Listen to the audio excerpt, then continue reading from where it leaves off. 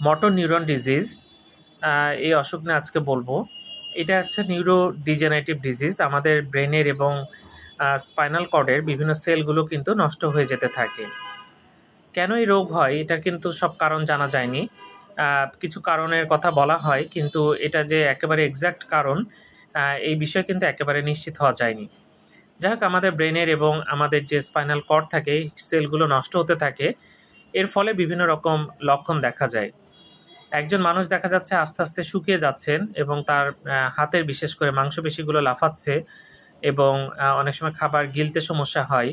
অনেক সময় দেখা যাচ্ছে যে তার শরীরে বিভিন্ন মানে খুব দুর্বল হয়ে আছেন, উনি ঠিকমতো চলাফেরা করতে পারছেন না এবং অনেক সময় দেখা যায় যে তার আরও কিছু সমস্যা এরকম হচ্ছে। তো যাই হোক, এটার কিন্তু খুব ভালো চিকিৎসা আসলে নাই। কিছু ওষুধ আছে যেগুলো কিছুদিন আমাদের আয়ু বাড়াতে সাহায্য করে এবং এটা কিন্তু একটু বেশি বয়সেই হয়, সাধারণত 50-এর পরে হয়। কম বয়সে খুব কমই হয়ে থাকে। এটার আবার বিভিন্ন প্রকারভেদ আছে, এক একটাতে এক এক রকম সিমটম দেখা যায়। সবগুলো মোটর নিউরন ডিজিজে কিন্তু একই রকম সিমটম দেখা যাবে না।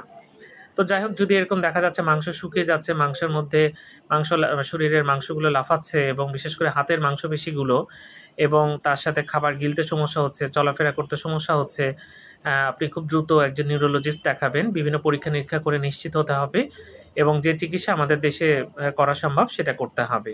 ধন্যবাদ সবাইকে।